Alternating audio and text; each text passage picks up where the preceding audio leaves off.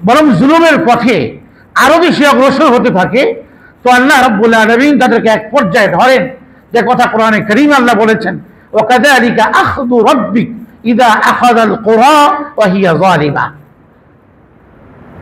তোমার রব পাকড়াও করেন সেই জালিম জনপদের বাসিন্দাদেরকে যারা জালিম, যখন ধরেন। ইন্না আখযাহু আলীমুন শাদীদ, তার পাকড়াও এবং তার ধরা এত মারাত্মক পর্যায়ের যে মর্মন্তুদ, অত্যন্ত কঠিন। ইন্না আখযাহু আলীমুন শাদীদ, খালি পায়ে বেরিয়ে যেতে হয়, জুতাও পরার সময় পায় না, জুতা পরার সময় হয় না, অল্প সময়ে 1.5 ঘন্টা এর মধ্যে বেরিয়ে যেতে হবে। তাহলে আল্লাহ রাব্বুল আলামিনের এই যাবতীয় ঘটনা থেকে, জাতীয় ঘটনা থেকে আমাদের জন্য শিক্ষার রসদ রয়েছে। যদি আমি জালিম হই, তো আল্লাহ রাব্বুল আলামিন আমাকে পাকড়াও করবেন যদি আমি জুলুম থেকে নিবৃত্ত না হই। এটা হোক পরিবারে, এটা হোক অফিসে, এটা হোক সমাজে, এটা হোক রাষ্ট্রে, যে যেখানে যারা অধীনস্থদের উপর জুলুম করবে, আল্লাহ এই জালিমকে পাকড়াও করবেন। এবং হাদিসে কথা স্পষ্টই আছে, আল্লাহ তাআলা কসম করে বলেছেন, আল্লাহ নিজের জাতের কসম করে বলেন, লা আনতাকিমান্না মিনাল যালিম, আমি জালিম থেকে প্রতিশোধ দেব। তো আল্লাহ তাআলা জালিমকে ধরেন, আল্লাহ ধরেন। যদি আল্লাহ একসাথে ধরতেন, ওয়ালাউ ইউআখিদুল্লাহু বিমা কাসাবু, মানুষের মন্দ কর্মের কারণে, অপকর্মের কারণে, কুকর্মের কারণে, গুনাহের কারণে আল্লাহ যদি মানুষকে ধরতে ইচ্ছা করেন, মা তারাকা আলা যাহরিহা মিন দাব্বা, এই পৃথিবীর ভূপৃষ্ঠে একটা প্রাণীও বাঁচতে পারবে না। মা তারাকা আলা যাহরিহা মিন দাব্বা, একটাকেও রাখবেন না, জ্যান্ত রাখবেন না। কিন্তু আল্লাহ দেখতে থাকেন, আল্লাহ দেখতে থাকেন, আর অবকাশ দিয়ে থাকেন, সুযোগ দিয়ে থাকেন, অবারিত সুযোগ দান করেন জালিমকে। গুনাহে নিমজ্জিত সেও বড় জালিম, তাকেও আল্লাহ সুযোগ দান করেন, আসো বের হয়ে আসো গুনাহ থেকে, পবিত্রতার পথ ধরো। আর কতদিন তুমি গুনাহের যাতা করে পিষ্ট হবে? বেইজ্জতির জিন্দেগি, গুনাহের জিন্দেগি, গুনাহগারের জীবন, অশান্তির জীবন, হারামের মধ্যে আর কতকাল লিপ্ত থাকবে? জীবন তো অল্প, সামান্য সময়ের জীবন, অল্প সময়ের ছোট্ট এক ঘটনা। যে এক ব্যক্তি বলল, সাআতুবু গাদান, আমি আগামীকাল থেকে তওবা করে পরিশুদ্ধ হয়ে যাব।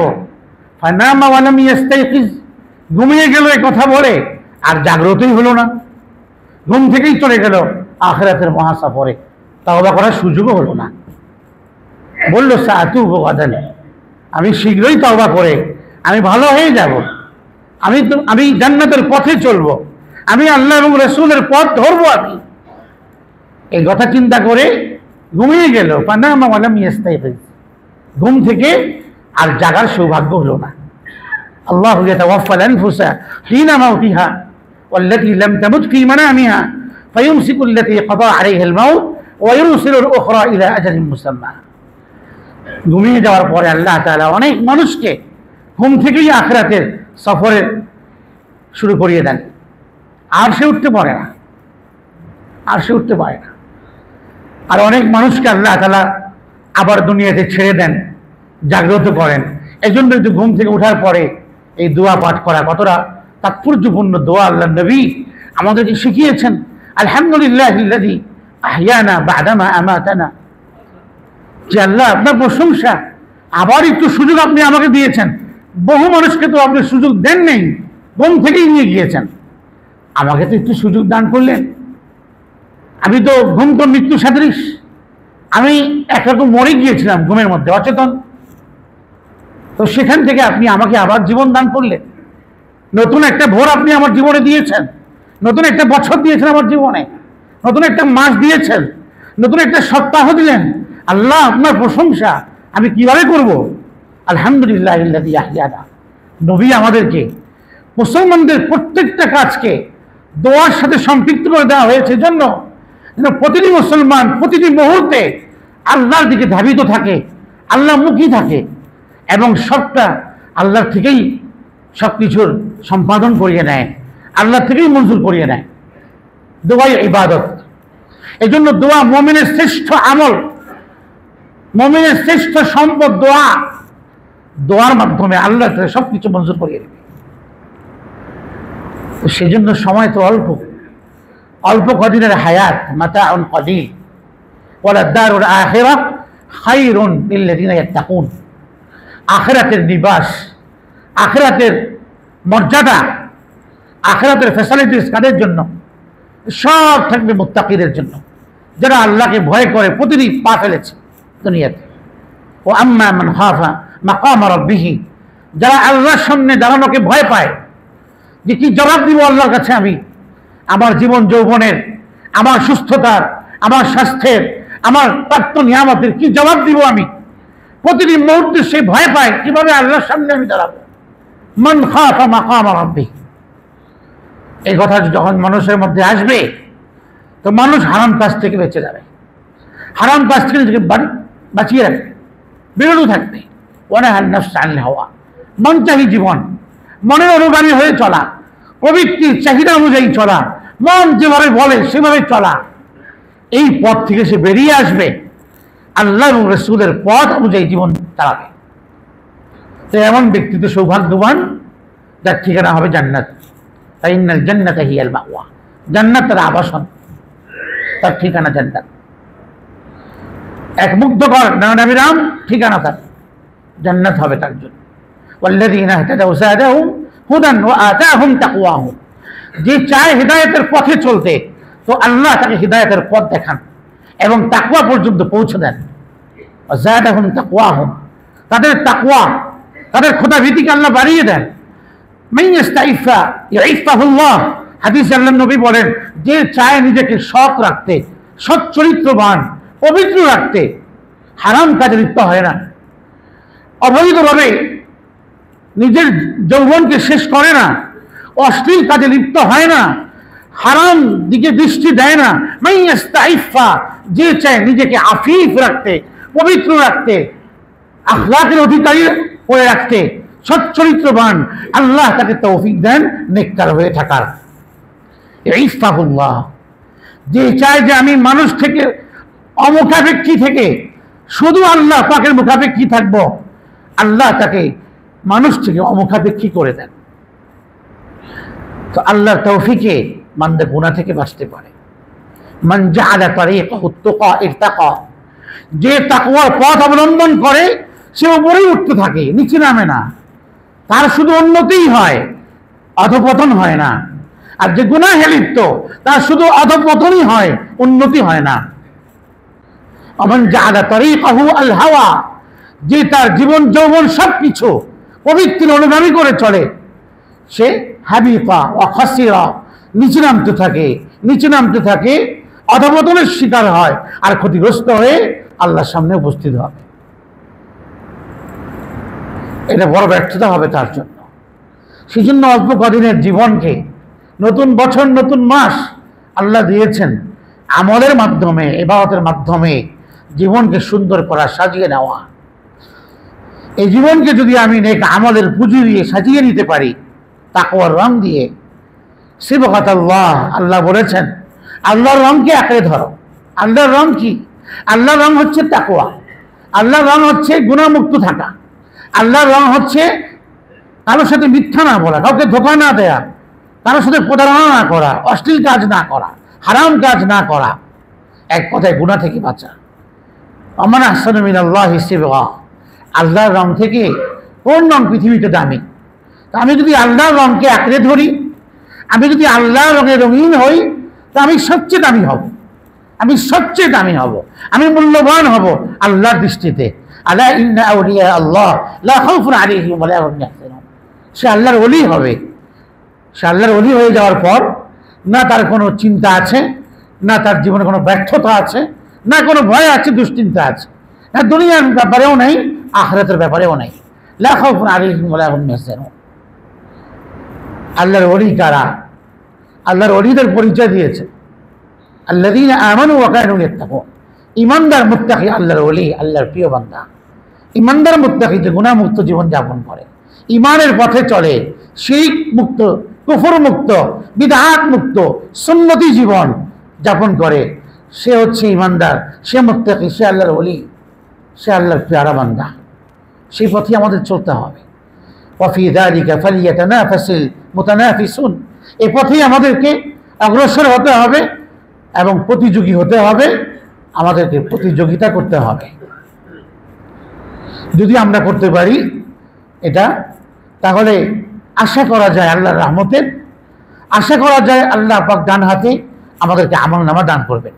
ওয়া আম্মা মান উতিয়া কিতাবাহু বিয়ামিনিহি ফাসাউফা ইউহাসাবু হিসাবান ইয়াসীরা, যাকে আল্লাহ ডান হাতে আমলনামা দিবেন, জান্নাতের সার্টিফিকেট দিয়ে দিবেন, তার হিসাব অত্যন্ত সহজ হবে। ওয়া ইয়ানকালিবু ইলা আহলিহি মাসরুরা, সূরা ইনশিকাকে আল্লাহ বলেন জান্নাতের সার্টিফিকেট পাওয়ার পর, জান্নাতের আমলনামা ডান হাতে পাওয়ার পরে আত্মীয় স্বজনের কাছে আনন্দিত হয়ে দৌড়াবে, খুশির চোটে দৌড় দিবে আর বলতে থাকবে, দেখো আল্লাহ আমাকে ডান হাতে আমলনামা দিয়ে দিয়েছেন, আমি সফল। ফুস্তু রব্বিল কাবা, কাবার রবের কসম, আমি সফল হয়ে গেছি। এটাই তো সফলতা। সফলতা কোন পথে? মুহাম্মদুর রাসূলুল্লাহর আনিত পথ, রাসূল কারীম সাল্লাল্লাহু আলাইহি ওয়াসাল্লামের আদর্শের পথ, এটাই সফলতার পথ। এর বাইরে মুমিন জীবনে ভিন্ন কোনো সফলতার পথ নেই ভাই, এটাই একমাত্র পথ। যে পথটি রাসূল কারীম সাল্লাল্লাহু আলাইহি ওয়াসাল্লাম সাহাবায়ে কেরামকে দেখিয়েছেন, সাহাবায়ে কেরাম সে পথে উঠেছেন, চলেছেন, আল্লাহর তরফ থেকে সন্তুষ্টির বার্তা পেয়েছেন যে আল্লাহ তাদের প্রতি খুশি হয়ে গিয়েছেন, ওই পথটাই আমাদের পথ। এই পথ ছাড়া বিকল্প কোনো পথ নেই, কোনো অল্টারনেটিভ পথ নেই আমাদের। যে পথে সাহাবায়ে কেরাম চলে রাদিয়াল্লাহু আনহুম ওয়া রাদু আন, এই উপাধি লাভ করেছেন যে আল্লাহ তাদের প্রতি সন্তুষ্ট, তারাও আল্লাহর নিয়ামত পেয়ে সন্তুষ্ট। সবচেয়ে বড় নিয়ামত তো হচ্ছে ইমানদারের জীবনে আল্লাহর পথে চলতে পারা, ইমানের নিয়ামত এবং ইমানের দাবিতে নিজের জীবনকে সাজানো, এটা সবচেয়ে বড় নিয়ামত। খাদ্য বড় নিয়ামত নয়, দ্বীনি জীবন যাপন করতে পারা এটা অনেক বড় নিয়ামত। হারাম মুক্ত থাকতে পারা, অশ্লীলতা মুক্ত জীবন যাপন করতে পারা, এটা আল্লাহর তরফ থেকে অনেক বড় নিয়ামত, অনেক বড় নিয়ামত যাকে আল্লাহ দিয়েছেন।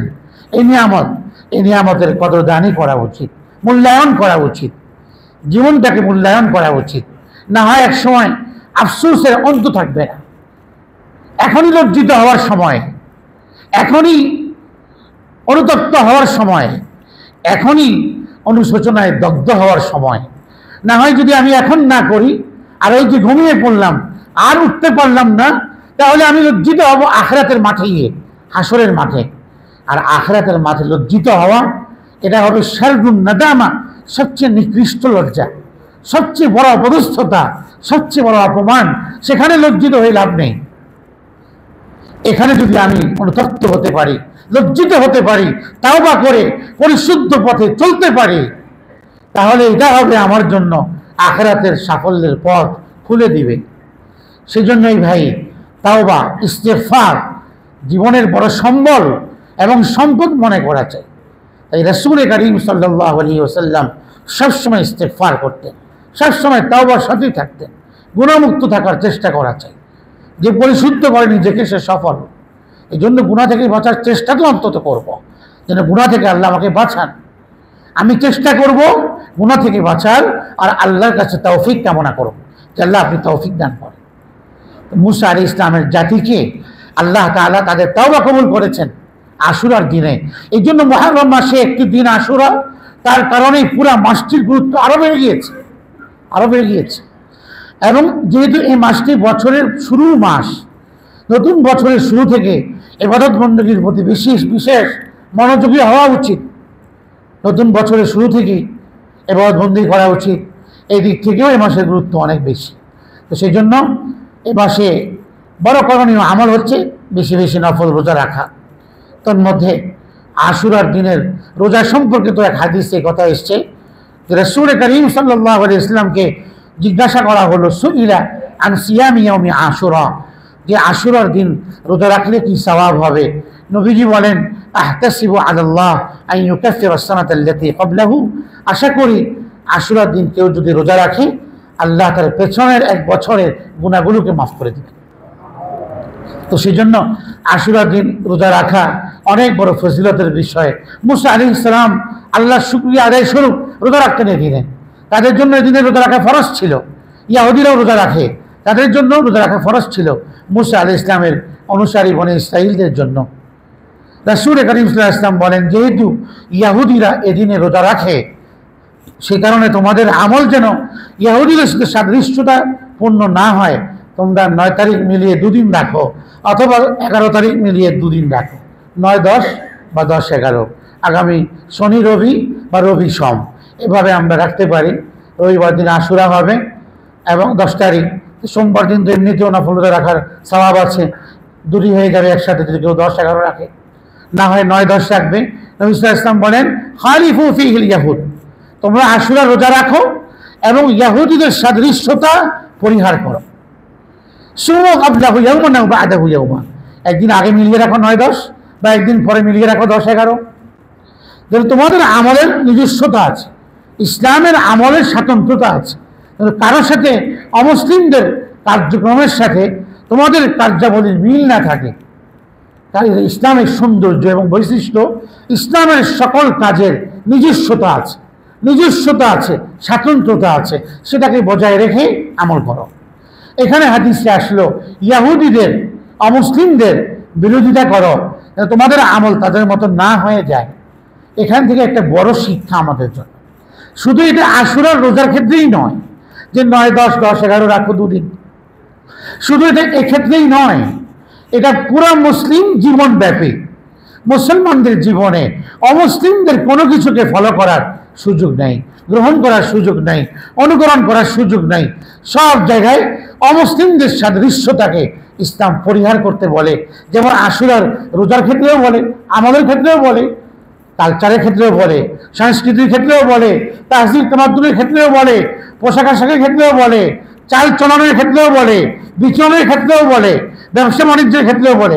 সব ক্ষেত্রে মুসলমান তাদের ইসলামের স্বাতন্ত্র্যতা, নিজস্বতা বজায় রেখে ইসলামের বিধিবিধানকে পালন করবে, যেন অমুসলিমদের সাথে তার কোনো কাজ, কোনো আচরণ, কোনো শব্দ পর্যন্ত যেন মিল না হয়। এতটা ইসলাম এ ব্যাপারে কঠোর এবং গুরুত্ব এবং তাকিদ দিয়েছে।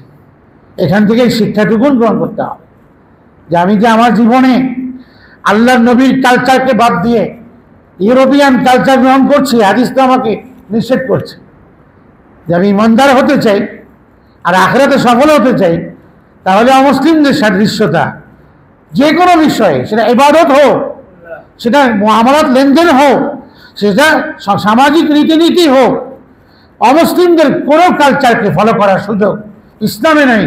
মুসলমানদের জন্য এটা নিষেধ, কঠোরভাবে নিষেধ। এই হাদিস থেকেও আমরা এই শিক্ষাটুকুন পাই। সেই জন্য 2 দিন রোজা রাখা, 9-10 এবং 10-11। এবং হাদিসে নবীজি কথাও বলেছেন, লাইন বাকিতু ইলা তাসিই ইলা কাবিলিন লা সুমান্না তাসিআ, আমি যদি আগামী বছর বেঁচে থাকি আল্লাহর রহমতে, আল্লাহ যদি আমাকে বাঁচিয়ে রাখেন, আমি 9 তারিখেও রোজা রাখবো। তাহলে 9 তারিখের কথা আল্লাহর নবী উল্লেখ করেছেন, আমি রাখবো 9 তারিখে। এই জন্য আগেই রাখা 9-10, না পারলে 10-11 রাখা, যেন আমার তাদের আমলের সাথে আমার সিয়ামের সাদৃশ্যতা না হয়। সিয়াম অত্যন্ত গুরুত্বপূর্ণ আমল, যে সিয়াম মানুষের গুনাহ থেকে বাঁচিয়ে রাখে। তো সেই জন্য আমরা মুহররম মাসের এই আমলটা করতে পারি। 10 তারিখে আশুরার দিনের করণীয় একটি আমল হচ্ছে রোজা রাখা। দ্বিতীয় আমল হচ্ছে করণীয় অধিক হারে সেই দিনটিতে ইবাদত বন্দেগীর দিকে মনোযোগী হওয়া। 3 নম্বর সবচেয়ে গুরুত্বপূর্ণ হলো বেশি বেশি তাওবা করা।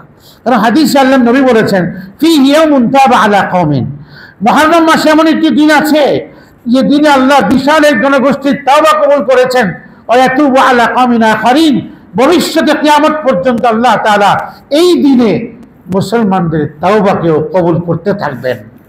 তো সেজন্য 10 তারিখের বড় একটা করণীয় আমল আমাদের বেশি বেশি ইস্তেগফার করা, তাওবা করা আল্লাহর কাছে। আল্লাহ, আমি আপনার কাছে আমার অতীত জীবনে সব কিছুর জন্য ক্ষমা চাই। কোরআনে বর্ণিত যে দোয়াগুলো আছে ইস্তেগফারের, এগুলো বেশি পড়া চাই। এটা বেশি পড়া উত্তম। যেগুলো হাদিসে আসছে, নিজের ভাষা থেকে, ভাষায় বলা থেকে, কোরআন এবং সুন্নাতে ইস্তেগফারের যে শব্দগুলো দিয়ে দোয়া এসছে, বর্ণিত হয়েছে, সেই দোয়াগুলো পাঠ করাচ্ছে। যেমন রব্বানা যালামনা আনফুসানা ওয়া ইল্লাম তাগফির লানা ওয়া তারহামনা লানাকুনান্না মিনাল খাসিরিন, রব্বানা ইগফির লানা ওয়ারহামনা ওয়া আনতা খায়রুর রাহিমিন, রব্বানা ইগফির লি ওয়া লিওয়ালিদাইয়া ওয়া লিল মুমিনিন ইয়াওমা ইয়াকুমুল হিসাব। অনেক দোয়া কোরআনে বর্ণিত ইস্তেগফার, এগুলো দিয়ে আল্লাহর কাছে দোয়া করাচ্ছে। আদম আলাইহিস সালামের দোয়া তওবা কবুল হয়েছে, আল্লাহ দোয়া শিখিয়ে দিয়েছেন। এটা আল্লাহর শেখানো দোয়া, রব্বানা যালামনা আনফুসানা, আল্লাহ আমি জুলুম করেছি, আমাকে আপনি মাফ করুন, না মাফ করলে আমি ক্ষতিগ্রস্ত হব, রহমত না করলে। এই দোয়া আল্লাহ শেখানো। তো এই দোয়া দিয়ে যদি আমি ইস্তেগফার করি, এটা কবুলের জন্য অধিক সহায়ক। হাদিসেও আসছে দোয়া, আস্তাগফিরুল্লাহ আল্লাযী লা ইলাহা ইল্লা হুয়াল হাইয়ুল কাইয়্যুম ওয়া আতুবু ইলাইহি, এটাও ইস্তেগফার। রব্বি ইগফিরলি ওয়া তুব আলাইহি ইন্নাকা আনতাত তাওয়াবুর রহিম, এটাও ইস্তেগফারের বাক্য। আল্লাহুম্মা ইন্নী যালামতু নাফসি যুলমান কাসীরা, যেটা নামাজে পড়ি আমরা, দোয়ায়ে মাসুরা নামে, হাদিসে বর্ণিত দোয়া, এটাও ইস্তেগফারের শব্দ আসছে এখানে, এটাও আমরা পড়তে পারি। তো তওবা করবো আল্লাহর কাছে। মুসা আলাইহিস সালামের জাতিকে আল্লাহ মাফ করলেন, সামনে সমুদ্র আসলো, সবাই ঘাবড়ে গেল, বনি ইসরাইল যে কিভাবে পার হব, ওদিকে আমাদেরকে ধাওয়া করছে ফিরআউনের গোষ্ঠী, ধরে ফেলবে আমাদেরকে। মুসা ইসলাম বললেন, কাল্লা, কখনোই ধরতে পারবে না, ইন্না মাইয়া রব্বি, আমাদের সাথে আমাদের রবের সাহায্য আছে, সায়াহদি, তিনি আমাদেরকে পথ দেখাবেন, শিক্ষা আমাদের জন্য। বিপদ মুসিবতে সব জায়গাতে আল্লাহ মুখিতাই আমাদের আল্লাহর সাহায্যকে আমাদের নিকটবর্তী করে দেবে। আল্লাহ আছেন আমাদের সাথে। ইন্নাল্লাহা মা'আস সাবিরিন, আল্লাহু ইউহিব্বুস সাবিরিন ওয়া বাশশিরিস সাবিরিন। কেন আল্লাহ বলেছেন? বিপদ মুসিবতে অধৈর্য না হয়ে সবরের সাথে যত বেশি বান্দা আল্লাহমুখী হবে, আল্লাহর সাহায্য তার জীবনে তত দ্রুত আসবে। এই শিক্ষা এখান থেকে আমাদের গ্রহণ করতে হবে। আরেকটি বিষয়, যে আশুরার দিনে এক দুর্ঘটনা ঘটেছিল, যে হযরত, দুর্ঘটনাও বলা যায় না এটাকে, মানে দেখার একটা ঘটনা, সেটা হলো হযরত হুসাইন রাদিয়াল্লাহু আনহুর কারবালার প্রান্তরে যে শাহাদাতের মর্মান্তিক ইতিহাস। তো শাহাদাত তো অনেক বড় সৌভাগ্যের মওত, এটা আমাদের জন্য কোনো দুর্ঘটনা নয়, তো দেখার বিষয়, দেখার বিষয়। তিনি সেখানে জালিমের দ্বারা সেখানে তিনি নিহত হয়েছেন, শাহাদাত বরণ করেছেন সব পরিবারে। এটাকে অনেকেই মনে করে যে আশুরার দিনের মর্যাদা শুধু এই কারবালার কারণে, কারবালা কেন্দ্রিক, এটা ভুল। এই 10 তারিখের মর্যাদা তো মুহররম মাসের তখন থেকেই 10 তারিখের মর্যাদা। মুহররম মাস তো পৃথিবীর শুভলগ্ন থেকেই আছে, সেদিন থেকেই তো 10 তারিখের মর্যাদা। ইমাম হুসাইনের শাহাদাতকে কেন্দ্র করে 10 তারিখের মর্যাদা বেড়ে গেছে, বিষয়টা এমন নয়। 10 তারিখের মর্যাদা কারবালা কেন্দ্রিক নয়, এটা আগ থেকেই তো হাদিসে তো আসছে দিনের রোজা রাখার ব্যাপারে, মুসা ইসলামের ঘটনা এসছে, এটা তো অনেক আগের ঘটনা। তো এটা অনেকেই মনে করে। এবং একটা বই আছে বিষাদ সিন্ধু নামে, কারবালার ইতিহাস, ভুলে ভরা, মন গড়া ব্যাখ্যা, মন গড়া কথা, ইসলামের ইতিহাসকে বিকৃত করে সেখানে লেখা হয়েছে। কেউ এটা পড়বেন না, এটা অনেক বড় একটা গলত বই এ বিষয়ক, কারবালা বিষয়ক। হুসাইন রাদিয়াল্লাহু আনহুর শাহাদাতে আমরা ব্যথিত, কিন্তু এটা বলা যেতে পারে যে এমন একটা তাৎপর্যপূর্ণ 10 তারিখের মতো দিনে উনি শহীদ হয়েছেন, এটা ওনার শাহাদাতকে আরো মর্যাদামণ্ডিত করেছে। ওনার শাহাদাত, এটা থেকেও আমাদের জন্য শিক্ষা আছে যে এই যে আপসহীনতা, হক এবং হক্কানিয়তকে, সত্যকে প্রতিষ্ঠিত করার জন্য বাতিলের সাথে কোনো আপোষ না করে হকের উপর অটল অবিচল থাকা, এটা মানুষের জন্য সৌভাগ্য বয়ে আনে। ইমাম হুসাইনের জন্য শাহাদাতের অমিয় সুধা পান করেছেন, সৌভাগ্যের মওত সপরিবারে আজও আমরা স্মরণ করছি। এবং নবীর পরিবারের প্রতি ভালোবাসা রাখা ইমানদারের অন্তরে, এটা ইমানের অংশ। হুসাইনের প্রতি ভালোবাসা ইমান, নবীর পরিবারের প্রতি ভালোবাসা ইমান। এক হাদিস বলে শেষ করছি, যে হাদিসে রাসূল বলেছেন, তোমাদের সন্তানদেরকে 3টা জিনিস শিক্ষা দাও, আল্লিমু আওলাদাকুম সালাসা খিসাব, ছোট্ট থেকে। 1 নম্বর হচ্ছে নবীর প্রতি ভালোবাসা, 2 নম্বর হচ্ছে নবীর পরিবারের প্রতি ভালোবাসা, 3 নম্বর হচ্ছে হুব্বি তিলাওয়াতিল কোরআন, কোরআনের প্রতি ভালোবাসা সন্তানদের অন্তরে গেঁথে দাও। নবী পরিবারের প্রতি ভালোবাসা, ইমাম হুসাইনের প্রতি ভালোবাসা ইমানের অংশ। 10 তারিখকে কেন্দ্র করে যে ধরনের বিবর্জিত কাজগুলো হয়, বর্জনীয় বেদাতি কাজ, যেগুলো শিয়ারা করে, সেগুলো একান্তই গর্হিত, নিজের শরীরকে নিজে আহত করছে, রক্তাক্ত করছে। অথচ নবীজি হাদিসে বলেছেন, সে আমার উম্মতি নয় যে শোকে মাতম করে, নিজের কাপড় ছিঁড়ে ফেলে, লাইসা মিন্না মান শাক্কাল জুজুব আদরাবাল খুদুদ, নিজের গালে নিজে আঁচড় মারছে, নিজেকে রক্তাক্ত করছে, ও দাআ বিদাওয়াল জাহিলিয়া, জাহিলি যুগের মানুষের মতো চিৎকার করছে, চেঁচামেচি করছে, মাতম করছে। এগুলো তাদের প্রচলন ছিল ইসলাম পূর্ব যুগে, জাহেলদের, সেই অজ্ঞ লোকদের। এগুলো যারা করে তারা আমরা আদর্শভুক্ত নয়। তো শিয়ার এই কাজগুলো করে প্রতি বছর, এগুলো গর্হিত কাজ, এগুলোর সাথে ইসলামের কোনো সম্পর্ক নেই। এগুলো না জানা না দেখা এটাই কর্তব্য। আমাদের কাজ হলো দুটি, সিয়াম পালন, ইবাদত করা, বেশি বেশি তাওবা ইস্তেগফার করা, আল্লাহর কাছে দোয়া করা এবং শিক্ষা গ্রহণ করা কারবালার ইতিহাস থেকে, আপসহীনতার, হকের উপর অটল থাকার, আর আল্লাহর কাছে শহীদি মৃত্যু কামনা করা। যদি এমন সময় আসে ইসলামের জন্য, দ্বীনের জন্য আমাদের জানকে কোরবান করতে হবে, পরিবারের জানকে কোরবান করতে হবে, তো এ ব্যাপারে নিজেকে মেলে ধরা যে আমি আল্লাহর জন্য আমার জীবনকে, আমার মালকে, সম্পদকে অকাতরে আমি এটাকে বিলীন করতে সর্বদা প্রস্তুত আছি, শহীদি মৃত্যু গ্রহণ করার জন্য আমি প্রস্তুত আছি। এই মানসিকতা আমাদেরকে লালন করা, সেখান থেকে এই শিক্ষার আলোটুকুন গ্রহণ করা চাই। আল্লাহ রাব্বুল আলামিন আমাদের সকলকে কারবালার শিক্ষা, কারবালার যে ঘটনা ইতিহাস, সেখান থেকে শিক্ষা নেওয়ার, হিজরতের ঘটনা থেকে শিক্ষা নিয়ে আমাদের জীবনকে সুন্দর করার তৌফিক দান করুন। আল্লাহ রাব্বুল আলামিন আমাদের সকলকে ক্ষমা করে দিন, আমাদেরকে পরিশুদ্ধতার পথে জীবন পরিচালনা করবার তৌফিক দান করুন। ওয়া আখিরু দাওয়ানা আলহামদুলিল্লাহি রাব্বিল আলামিন।